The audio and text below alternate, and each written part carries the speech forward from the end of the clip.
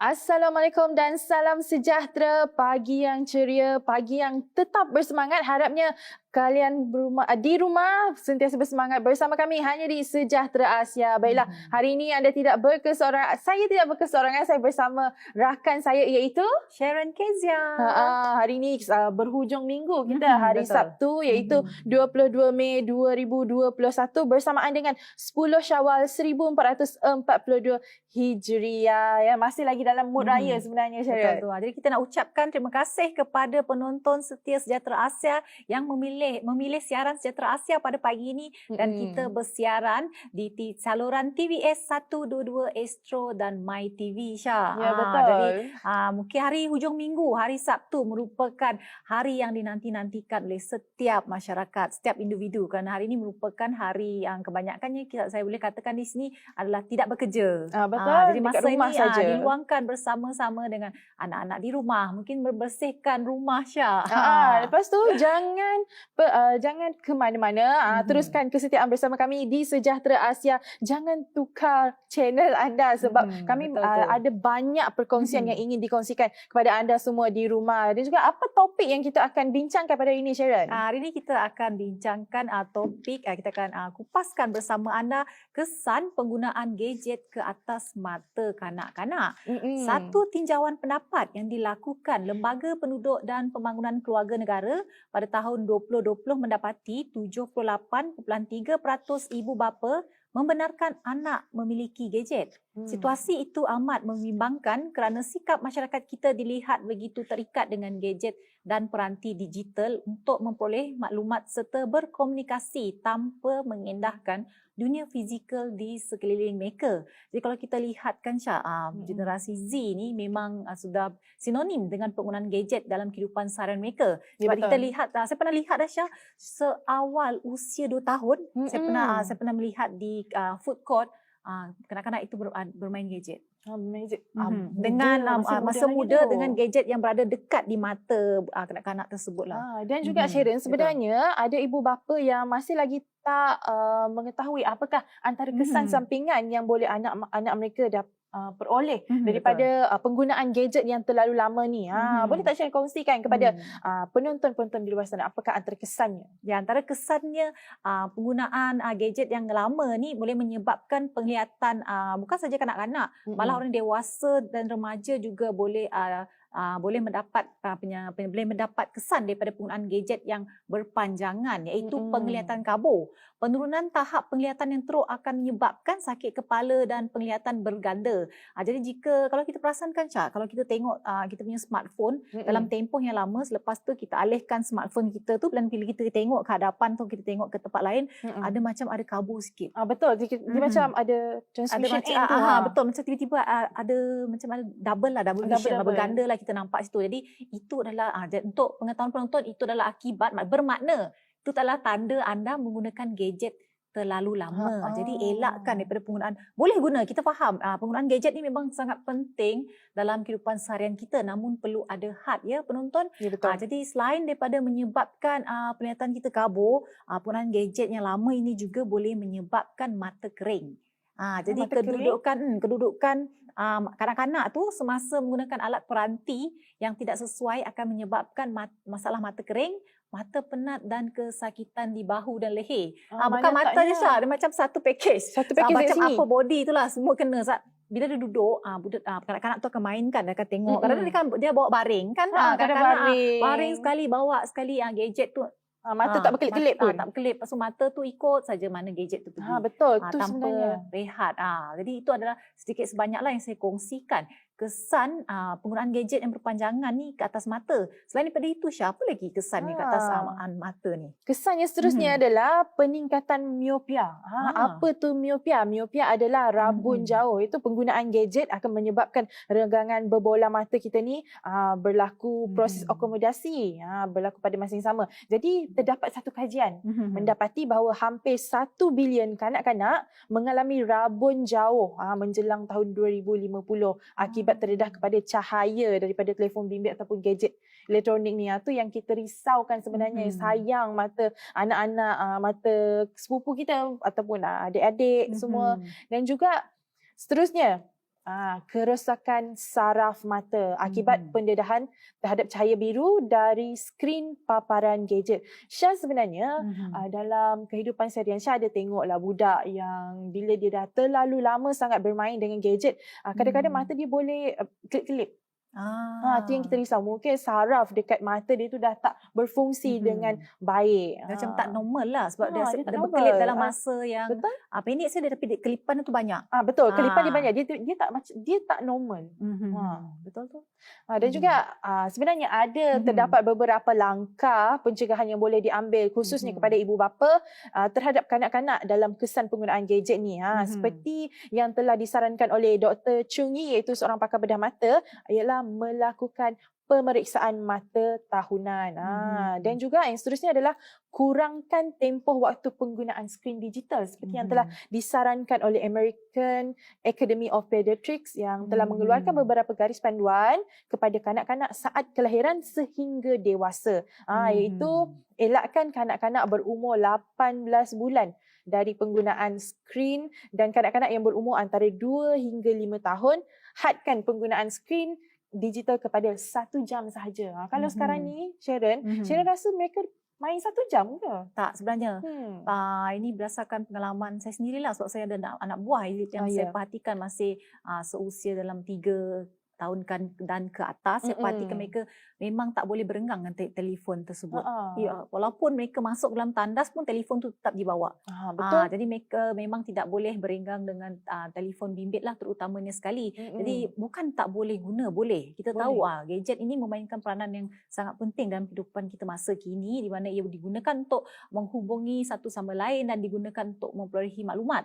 Tapi yang paling penting sekali adalah membantu kita dalam berkomunikasi. Namun perlu ada had penggunaannya, dan terutama sekali khususnya kepada kanak-kanak, dia perlu pengawasan, dia perlu pemantauan daripada ibu bapa dan orang yang lebih dewasa. Sebab kita fahamlah Syah, kanak-kanak ni kita seperti ibaratkan putih.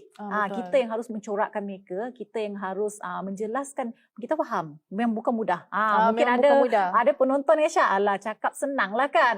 Mungkin kita faham, memang bukan mudah untuk kita mengawal kanak-kanak sebab mereka masih belum boleh berfikir yang matang. Tapi kita sebagai orang dewasa ni, kita harus jelaskan kesan dan akibat penggunaan gadget ni ke atas mata. Jadi mungkin mereka akan perlahan-lahan memahami apa yang ingin kita sampaikan kepada mereka. Dan juga Sharon, mungkin ada ibu bapa yang cakap, gadget ni dia sangat penting lah untuk perkembangan anak saya. Jadi saya kena bagi dia gadget. Macam mana tu Sharon? Boleh bagi, tapi perlu pengawasan dan pemantauan anda sebagai ibu bapa. Jadi sebagai ibu bapa, kita harus sayangi anak kita lah. Mata mereka tu kita perlu sayang. Sebab mata ni dia tak ada spare part. Tak ada spare part. Satu tu je yang kita ada. Jadi sama-samalah hargai dan menjaga mata. Jadi itu sajalah perkongsian awal kita pada hari ini berkenaan dengan kesan penggunaan gadget ke atas mata, khususnya kanak-kanak. Jadi terus setia bersama kami kerana kita ada perkongsian yang seterusnya, iaitu bersama Dr. Simon Sindang Bada dengan topik memupuk minat anak muda dalam perniagaan industri ternakan. Apa khabar Doktor? Sangat baik. Sangat baik. Terima kasih kerana menjemput saya ke dalam acara Sejahtera Asia. Sejahtera Asia. Saya telah dijemput 2 hari yang lepas daripada seorang rakan Sasha dan Sharon ya. Terima kasih kerana sudi menjemput saya, dan saya ingin mengambil peluang ini untuk berkongsi sedikit sebanyak mengenai peluang-peluang perniagaan dalam industri ternakan ya. Tapi sebelum itu mungkin ramai penonton yang ingin mengetahui apakah kapasiti saya untuk dijemput ke dalam wawancara begini ya. Untuk pengetahuan tuan-tuan dan puan-puan yang menonton program Sejahtera Asia ini, seperti yang telah diperkenalkan oleh pengacara kita pada pagi ini, nama saya Dr. Simon Sindang Anak Bada. Saya berkelulusan seorang doktor veterina dan kursus doktor veterina ini adalah satu kursus yang sangat yang begitu luas, ya. Dan kita telah dilatih untuk menjadi seorang dokter veterina. Tapi sebelum kita dilatih untuk menjadi seorang veterina, kita telah dilatih untuk bagaimana dalam industri ternakan, ya, dalam pengeluaran ternakan seperti lembu, kambing, ayam, itik, arnab, khinzir, dan pelbagai lagi ternakan, ya. Dan selepas itu kita telah diajar dan dididik dalam bidang pengobatan, rawatan dan perubatan haiwan, ya. Dan untuk mereka yang ingin lebih mendalamkan lagi ilmu pengetahuan mereka dalam bidang kedokteran veteriner ini, ada kursus-kursus pengkhususan. Jadi semua dokter veteriner telah pun dilatih dalam industri ternakan, ya. Dan bagi saya telah saya graduate dalam tahun 1991. Saya tak tahu sama ada kamu berdua telah pun dilahirkan ataupun tidak. Tapi pada tahun 1991 saya telah pun graduate dalam bidang kedokteran veterina. Dan pada pagi ini saya sangat terharu dan teruja kerana telah dipanggil untuk berkongsi tentang peluang-peluang perniagaan dalam industri ternakan ini, ya. Dan sebelum saya terlibat ataupun membuat apa yang telah saya buat sekarang ini, saya telah pun bekerja dengan SEDC, ya, yang mana saya telah diberi tugas untuk melatih, mendidik semua penternak-penternak dalam penternakan ayam, kambing, lembu, biri-biri dan sebagainya. Dan pada ketika itu saya telah dipanggil untuk masuk kampung dari Sematan sampai ke Miri untuk melatih dan mendidik semua penternak-penternak yang berminat untuk memperkembangkan perniagaan mereka. Dan pada hari ini di SCDC kita bersyukur kerana ramai lagi penternak-penternak yang sehingga hari ini masih bertahan dalam ternakan kambing, lembu dan ayam, ya. Dan saya sendiri telah pun berkecimpung juga dalam industri ini, dan satu ketika dahulu saya telah menternak sebanyak 30,000 ekor ayam yang boleh dihasilkan setiap bulan, ya. 30,000 ekor. Dan di samping itu juga saya telah berkecimpung juga untuk menghasilkan 20 biji telur ayam sehari, ya. So dan pasaran dia adalah ke sekolah-sekolah, ya, ke setiap sekolah dari Sematan sehingga ke Semunjan. Itu adalah pasaran saya. Dan sebenarnya untuk menghasilkan hasil ternakan ini sangat mudah. Tetapi cabaran yang begitu besar adalah ilmu. Kita perlu ada ilmu. Betul. Untuk kalau kita nak berkecimpung dalam apa juga bidang, ilmu pengetahuan mesti ada. Dan selain daripada itu, cabaran yang kedua adalah pasaran. Ya. Sama ada produk-produk yang kita hasilkan, sama ada produk-produk yang kita keluarkan itu dapat dihasilkan ataupun tidak, akan menentukan kejayaan perniagaan ternakan kita itulah, ya. Dan of course yang menjadi cabaran yang begitu hebat untuk anak-anak muda pada ketika ini adalah modal untuk memulakan perniagaan tersebut. Betul. Kerana ini orang muda, mereka ada pengetahuan, mereka ada tenaga, tetapi masalahnya modal untuk memulakan perniagaan tersebut. dan saya sendiri juga pada satu ketika dulu tidak boleh tidak lari daripada cabaran dan masalah ini. Tetapi pada hari ini mungkin semua pendengar sekalian, bagi saya kalau ada cabaran, setiap cabaran dan masalah itu mesti ada cara Untuk atasi.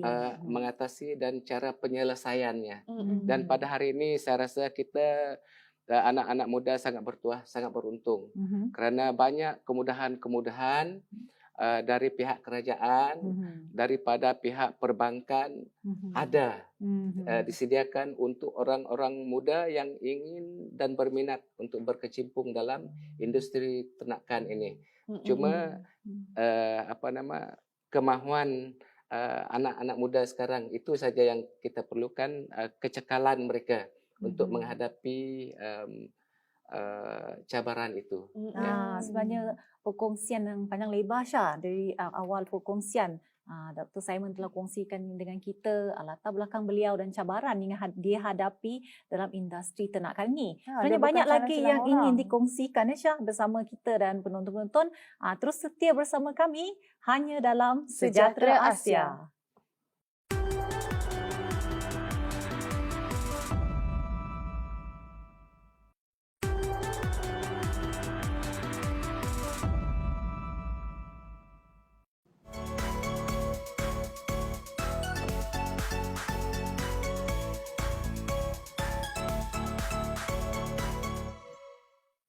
Ya, kembali bersama saya, Sharon Kezia dan juga Shasha Denzli. Hanya dalam siaran Sejahtera Asia bersama tetamu kita pada hari ini, Dr. Simon Sinang Bada, dengan topik kita pada hari ini, memupuk minat anak muda dalam perniagaan industri ternakan. Jadi kepada anda penonton setia Sejahtera Asia, terima kasih kerana setia bersama saya dan juga Shasha dalam siaran Sejahtera Asia. Jadi kepada anda yang masih belum mengikuti kami di laman sosial Sejahtera Asia di FB dan IG, boleh berbuat demikian. Dan jika anda mempunyai sebarang cadangan dan juga pandangan, anda boleh lontarkan saja di FB dan IG Sejahtera Asia. Jadi kepada penonton yang baru bersama kami pada ketika ini, perkongsian dari Dr. Simon tadi penuh dengan informasi tentang cabaran beliau, latar belakang beliau dalam industri ternakan ini. Dan seperti yang dikongsikan, bukan mudah ya untuk memajukan industri ternakan di Malaysia sini. Jadi Dr. Simon, kita nak tahulah juga, mungkin penonton pun nak tahu juga apakah industri ternakan di Malaysia, khususnya di Sarawak ini, yang boleh diceburi oleh anak-anak muda masa kini. Okey, terima kasih sekali lagi. Di Sarawak sebenarnya ada beberapa industri yang kita boleh banggakan ya. Ataupun yang boleh dikategorikan sebagai industri yang sudah dipanggil self-sufficient. Self-sufficient maksudnya negara kita tak perlu import lagi dari negara lain. Tetapi banyak juga produk-produk ataupun ternakan ataupun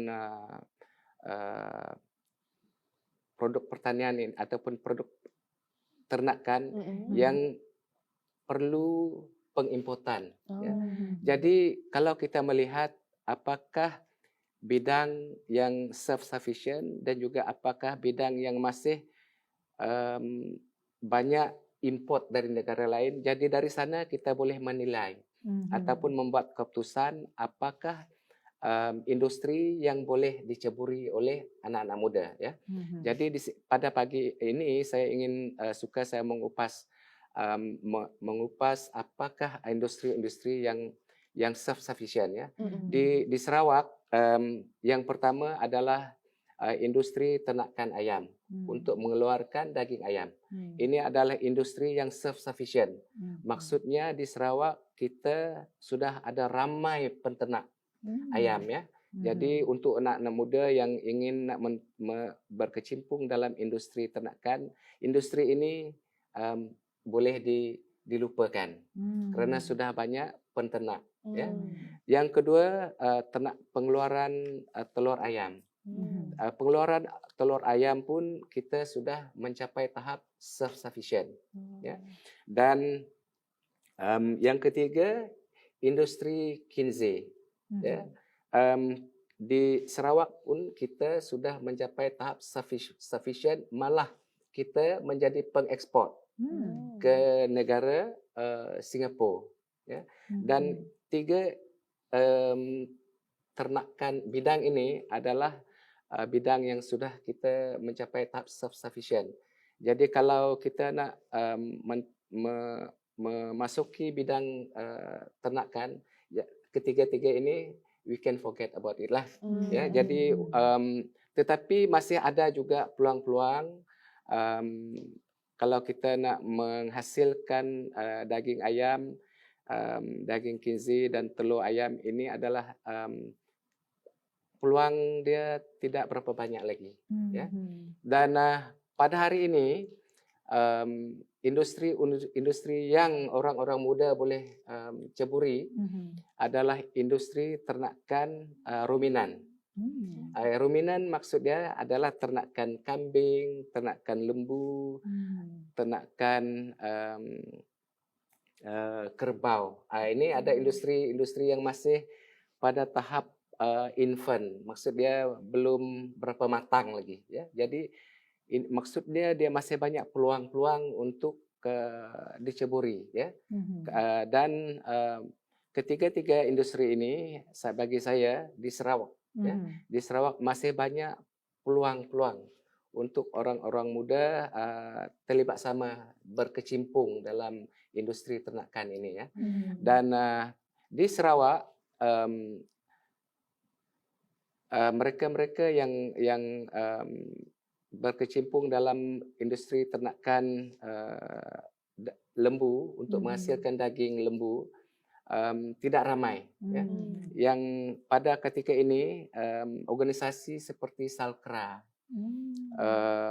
dan satu syarikat yang dipanggil PPS Ternak, dua identiti ini saja yang bagi pada pengetahuan saya sangat mereka terlibat dengan begitu aktif dalam industri ternakan lembu ini, ya. Dan kita masih setiap kali musim hari raya negeri Sarawak, kerajaan Malaysia, kita import banyak lembu hidup dari Australia. Dan untuk daging lembu kita import dari Brazil, dari Argentina dan negara-negara lain, ya. Jadi ini maksudnya masih banyak peluang-peluang perniagaan untuk anak-anak muda terlibat sama dalam industri ternakan ini, dalam bidang penghasilan daging lembu, daging kambing dan sebagainya, ya. Dan melalui pengalaman saya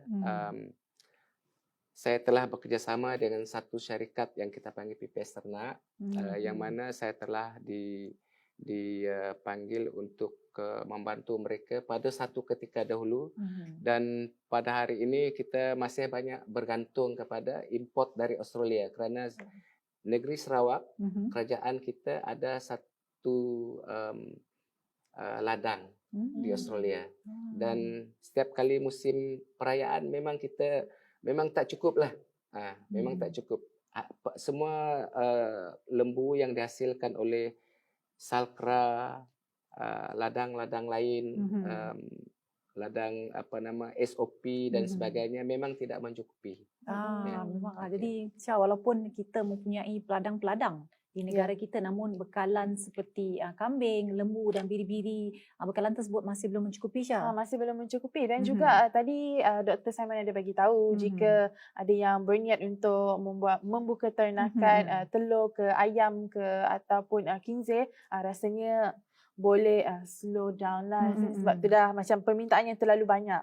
Betul tu. Jadi kita ucapkan terima kasihlah sekali lagi kepada Dr. Simon atas perkongsian beliau dalam industri ternakan lah, Syah. Jadi sebelum kita dah nak sampai ke hujung rancangan sebenarnya, Dr. Simon, mungkin dengan sedikit pesanan kepada anak-anak muda di luar sana yang berminat untuk menceburi diri dalam bidang ternakan. Okey, terima kasih sekali lagi. Bagi saya, apa juga bidang yang kita ingin ceburi,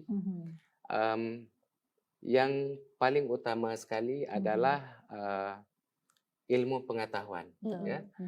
Di Sarawak kita sangat bertuah kerana banyak badan-badan kerajaan yang boleh membantu kita. Kalau kita tak cukup ilmu pengetahuan, kita ada banyak bantuan-bantuan. Ya, kalau nak tahu bagaimana nak menjadi seorang penternak, kita ada jabatan perkhidmatan haiwan, ya, yang kita panggil DVS, Department of Veterinary Services. Kita walaupun ianya baru ditubuhkan, kerana kerajaan pada hari ini melihat kepentingan untuk menubuhkan satu jabatan untuk melihat semua perkara-perkara yang bersangkut paut dengan industri ternakan ini baru ditubuhkan beberapa tahun yang lepas. Mereka telah dan seharusnya bukan seharusnya anak-anak muda boleh mendapat khidmat nasihat daripada jabatan ini. Ya. Dan selain daripada itu, kalau kita ingin nak terlibat sama dalam industri ternakan ini, banyak bantuan-bantuan, ya, keuangan untuk mendapatkan modal yang diberikan oleh kerajaan. Yang pada hari ini di bawah Kementerian Pertanian, mereka ada memberi bantuan modal, ya. They have venture capital untuk anak-anak muda yang ingin membuat ladang ternakan yang secara besar-besaran. Ya. Kalau untuk nak buat secara kecil-kecilan, kita ada Assisted Facilitation Fund daripada Kementerian Pertanian diberi ke seluruh Sarawak ini melalui pejabat pertanian di seluruh negeri Sarawak ini. Begitulah itu. tadi perkongsian yang telah sangat padat saya kira diberikan oleh Dr. Simon sendiri. Jadi bagi sesiapa yang mungkin terlepas menonton siaran kita, boleh sahaja ke YouTube untuk menonton semula siri ini. Dan juga rasanya terima kasih lagi sekali lagi Dr. Simon. Dan juga kepada anda semua, jangan ke mana-mana, teruskan kesetiaan bersama kami hanya di Sejahtera Asia.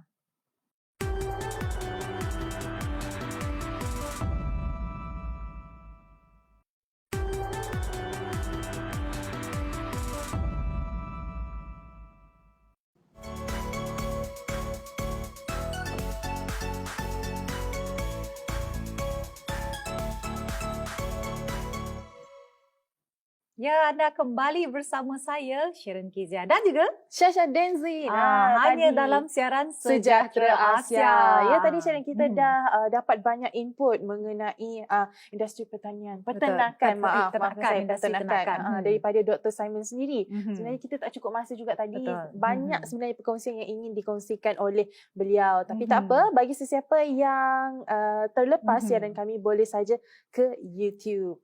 Jadi kepada anda, terus setia bersama kami sehingga ke penghujung rancangan. Kerana kita ada perkongsian dalam topik kerjaya dalam bidang fotografi. Jadi gambar foto merupakan salah satu cara untuk menyimpan memori dan detik-detik indah seperti gambar perkahwinan, keluarga, graduasi, melancong dan macam-macam lagi secara fizikal.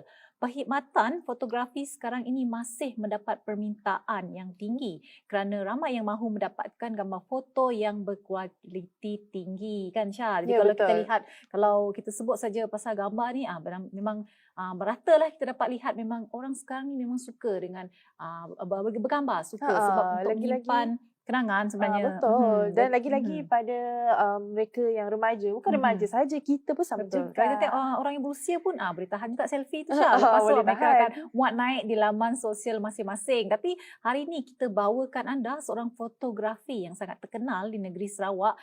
Dalam bidang fotografi ni tidak asing lagi, iaitu Mr. Kelvin Chan. Apa khabar Mr. Kelvin? I'm great. Thank you for having me. Thank you so much. Terima kasih kerana bersama kami pada hari ini dalam siaran Sejahtera Asia. Jadi Mr. Kelvin, mungkin boleh kongsikan dengan penonton dan kita di studio sedikit sejarah Mr. Kelvin dalam berkecimpung dalam bidang fotografi ni. Okay. Well, I remember growing up, I Mhm. always loved doing arts. Mhm. So I loved the idea of creating. I always Mhm. find myself drawing and sketching Mhm. and doing all those artsy things. Mhm. So by 2010, I actually bought my very, very first camera, Oh. and I started to shoot whatsoever things that come to mind. Without doing not necessarily knowing what to do, just shoot whatsoever, the stills, the portraits, the landscape, and whatsoever. And in 2014, I actually find myself really terrible in photography. So I sold off all my gears. I gave up photography in 2014. And by the end of 2015, I decided to give photography another chance. And I registered my company, Kelvin Chan Photography, and then I've been doing it ever since until today. Yeah. So why do you have the guts to register your own company?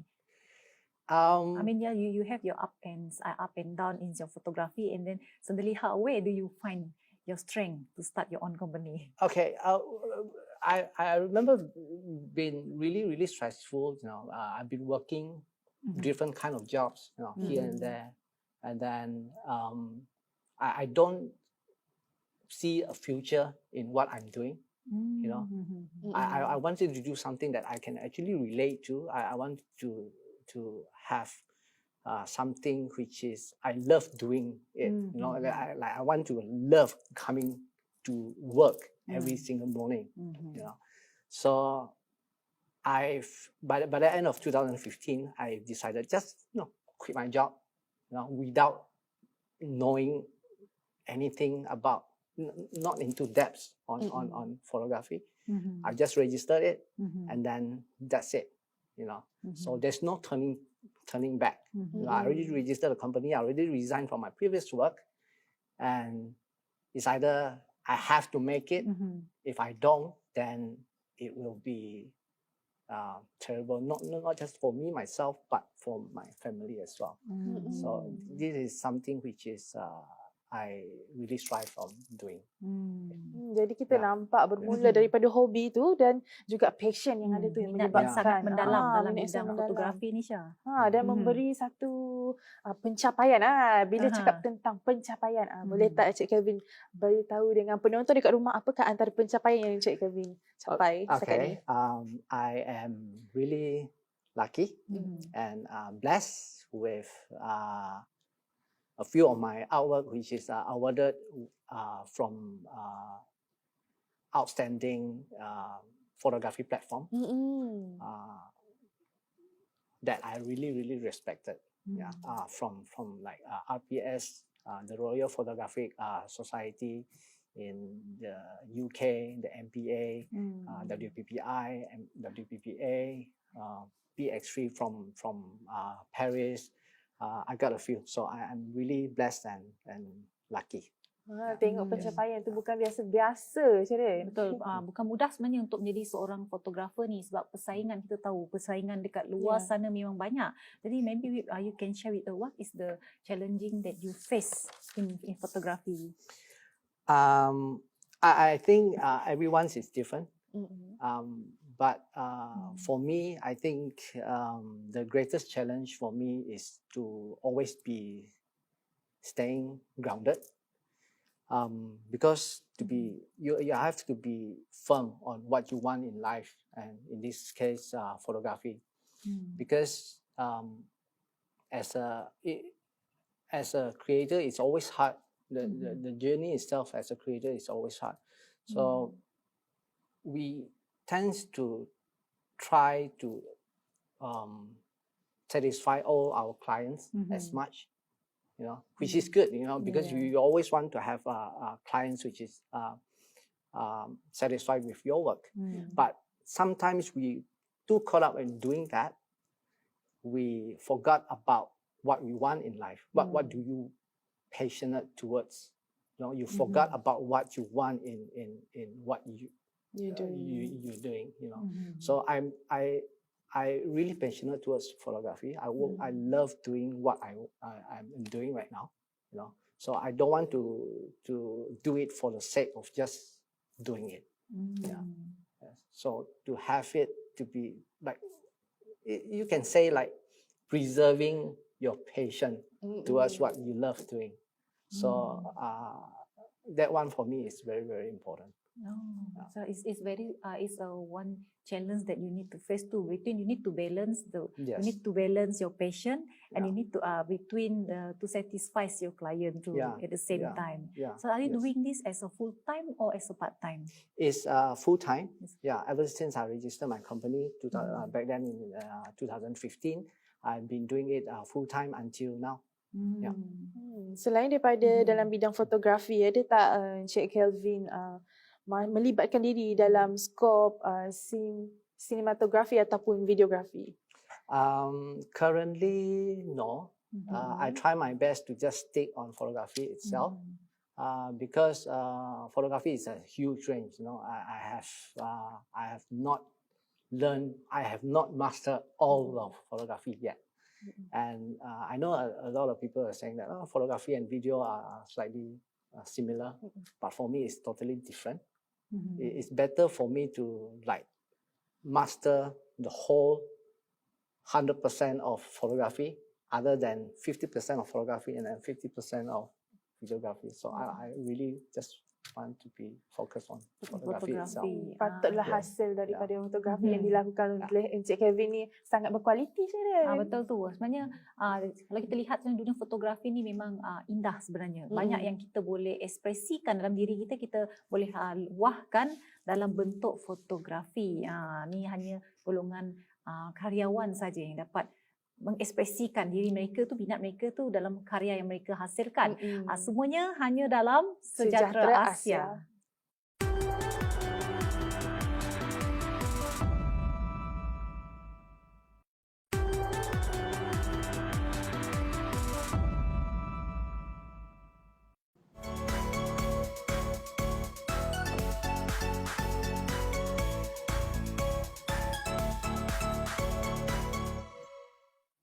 Ya, kembali bersama saya Sharon Kizia dan juga Syasha Denzi. Hanya dalam siaran Sejahtera Asia. Jadi kita ucapkan terima kasih banyak-banyak kepada penonton Sejahtera Asia yang masih menemani saya dan juga Syasha pada hari ini. Jadi kita tahu hari ini hari Sabtu, hari anda bersantai-santai di rumah bersama dengan anak-anak. Jadi terus kekal menonton kami dalam siaran Sejahtera Asia bersama dengan fotografer yang terkenal iaitu Mr. Kelvin Chan. Jadi sambil-sambil anda menonton kami, mungkin sambil menikmati sarapan pagi anda boleh buka laman sosial Facebook dan IG Kelvin Chan. Boleh lihat hasil fotografi beliau di dalam laman sosial beliau. Jadi sebelum itu saya ingin kongsikan sedikit sejarah berkenaan dengan dunia fotografi ini.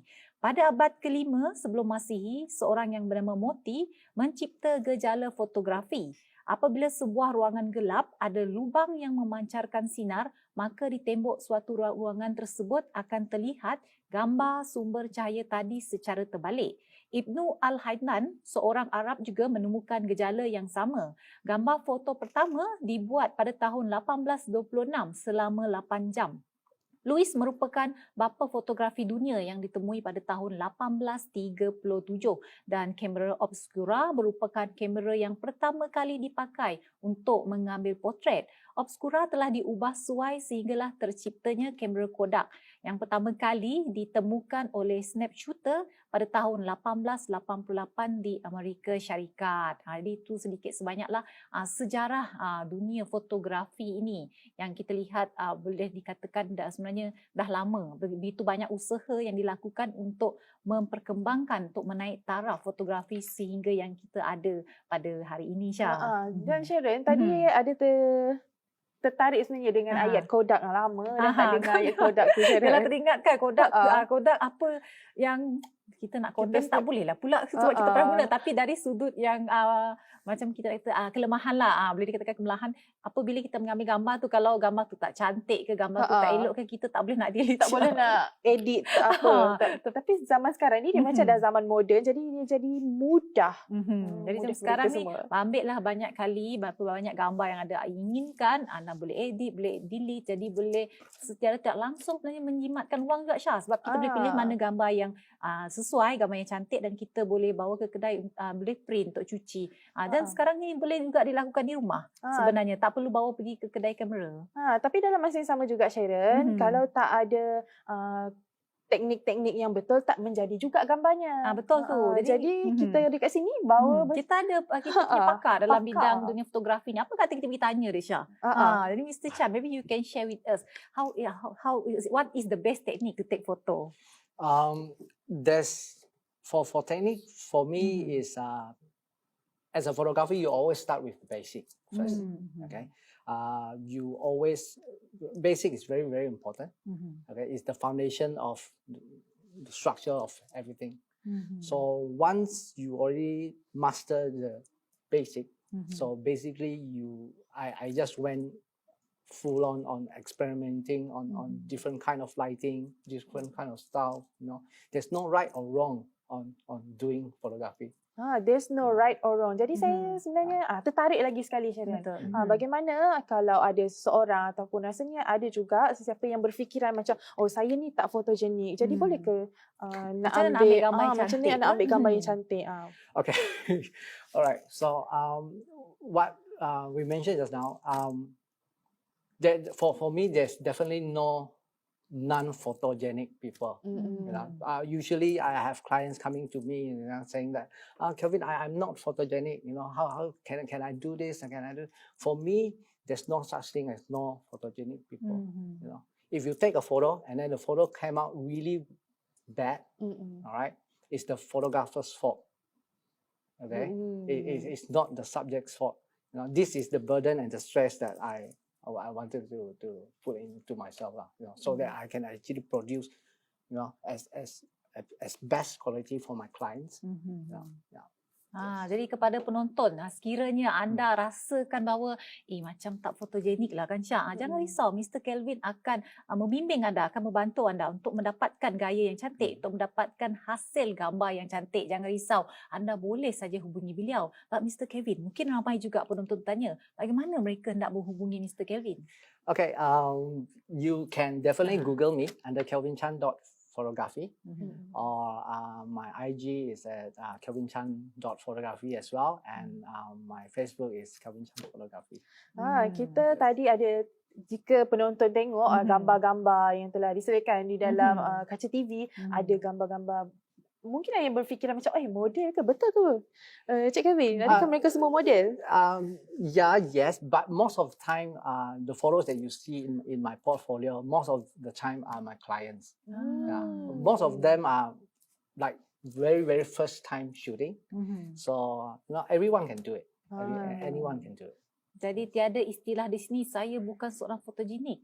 Semua boleh fotogenik. Jika anda mendapatkan fotografer yang hebat macam Mr. Kelvin bersama kita ni. Tengok banyak sebenarnya perkongsian yang dikongsikan bersama kita. Menarik sebenarnya Syah. Sebab saya pun tertarik juga. Baru saya tahu sebenarnya tak ada istilah non-fotogenik. Sebenarnya semua orang boleh ambil gambar sebenarnya Syah. Dia juga jadi sebenarnya gambar yang baik akan memberi satu semangat, boost the confidence inside someone lah sebenarnya Sharon. Jadi kepuasan. Kepuasan pentingnya sebenarnya pengambilan fotografi yang baik. Jadi Cik Kelvin, mungkin apakah pendapat Cik Kelvin bagi mereka yang mula berjinak-jinak dekat dalam bidang fotografi ni? Mungkin mereka boleh Cik Kelvin beri tips ke macam mana pembelian kamera?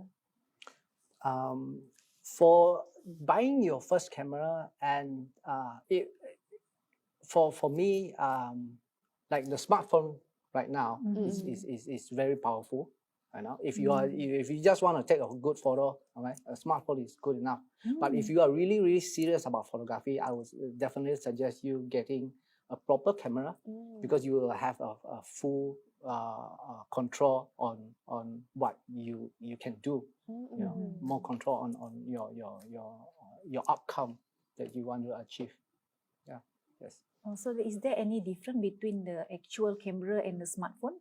I mean, Uh, for the photo outcome. Yes, for me, yes, Mhm. you know, because I'm really into details, and you know, I did my photos pixel by pixel, you know. Mm. So for me, you know, all those detail things is very very important, you know. Jadi Encik Kevin prefer smartphone ataupun camera itself? Definitely camera, definitely camera. Itulah, sebenarnya kalau kita lihat pun kalau kamera yang sebenar tu Syah, banyak yang boleh diedit sebenarnya. Dia seperti yang Mr. Kelvin tu kongsikan, dia akan melihat secara detail pixel demi pixel. Itu yang penting. Kalau kita guna, sebenarnya bukannya smartphone tu tak bagus. Sebenarnya smartphone tu pun bagus juga untuk orang beginner macam kita-kita ni. Tapi betul. kalau nak jadi profesional tu Syah, memang perlukan kamera yang betul lah. Jadi Mr. Kelvin, seperti biasa kita pun dah nak sampai ke penghujung rancangan. Jadi mungkin Mr. Kelvin boleh bagi sedikit lah pesanan kepada anak-anak muda mungkin berminat untuk menjadi seorang fotografer tapi tidak mempunyai ilmu, tidak mempunyai skill dalam bidang fotografi ni. Okay, as what I always say during my workshops, you know, if you think you can, you cannot. No. Because why? Because you are still sitting there thinking that you can. So you need to get out and do something about it. Wow. Yeah. So because for me, there's no such thing as talented people. There's only hardworking people. You know, I was not born with a camera in my hand or a Wacom tablet in my hand. You know, I work hard for it. You know, so it is something which is you know, you have to really work hard on it. You have to do it. You have to, you know, if I can do it, you know, anyone can. Yeah. Wow. Pesanan pesanan. dia tu pendek tapi penuh dengan makna di sebalik pesanan beliau tu sebenarnya tadi Syah. If you can do it, you cannot. Tapi you have to do it. Kena buat juga maksudnya. Itu sebab saya tertanya-tanya juga sebenarnya. Jadi sekali lagi kita ucapkan terima kasih kepada Mr. Kelvin Chan di atas Terima kasih. perkongsi beliau Thank you so much dalam for having me. dunia minat anak-anak muda dalam bidang fotografi ini. Jadi kepada penonton semua, kita sekali lagi kita boleh wawarkan kepada anda boleh lawat-lawatlah laman sosial Mr. Kelvin Chan di Facebook dan IG beliau untuk melihat hasil-hasil karya beliau. Mungkin anda boleh, mungkin suatu hari nanti anda memerlukan perkhidmatan Mr. Kelvin ini untuk mengambil gambar-gambar anda berkeluarga ataupun event-event yang mungkin anda anjurkan. Jadi sebentar lagi terus setia bersama kami. Kita bersama saya dan Syasha dalam blog terakhir hanya dalam Sejahtera Asia.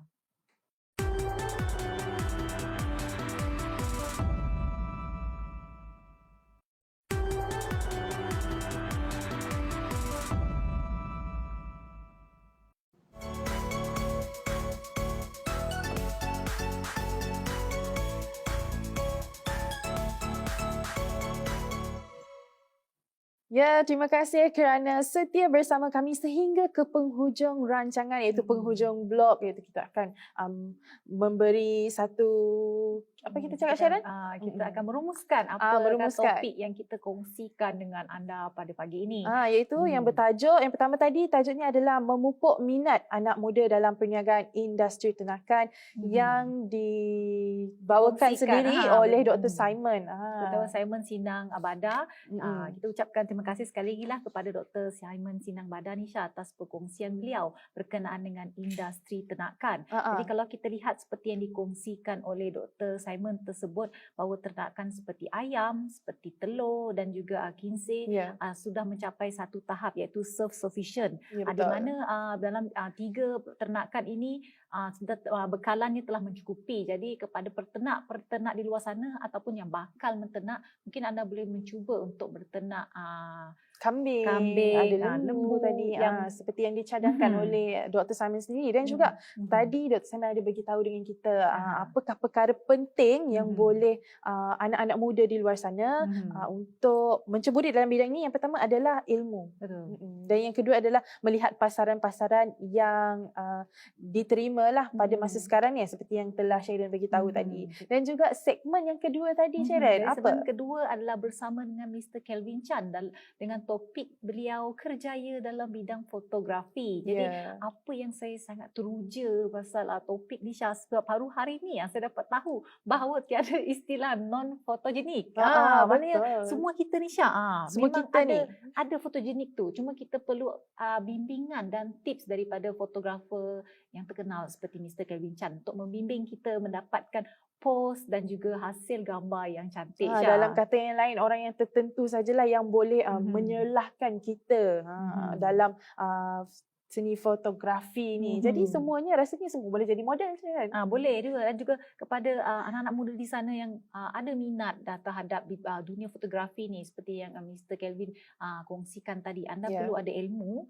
anda perlu ada minat yang sangat mendalam dalam bidang fotografi, bukan bergantung kepada keuntungan semata-mata, tapi minat tu perlu ada yang mendalam dalam bidang fotografi. Sebab kita nak tengok hasil selepasnya, iaitu the outcome, apakah gambar yang paling cantik yang kita dapat, bukan keuntungan semata-mata. Betul tu. Jadi kepada penonton semua, kita ucap terima kasih sekali lagi kepada anda yang terus setia bersama saya dan juga Syasha dalam siaran Sejahtera Asia pada pagi Sabtu ini. Jadi terus berikan sokongan anda kepada kami dengan bersama rakan hos kami yang lain pada setiap hari 7.30 hingga 8.30 pagi hanya di saluran TVS 122 Astro dan My TV. Jadi sehingga kita bertemu lagi dalam edisi siaran Sejahtera Asia bersama saya dan Syasha, hanya dalam Sejahtera Asia, daripada inspirasi kami cetuskan inovasi. Selamat berhujung minggu. Bye-bye.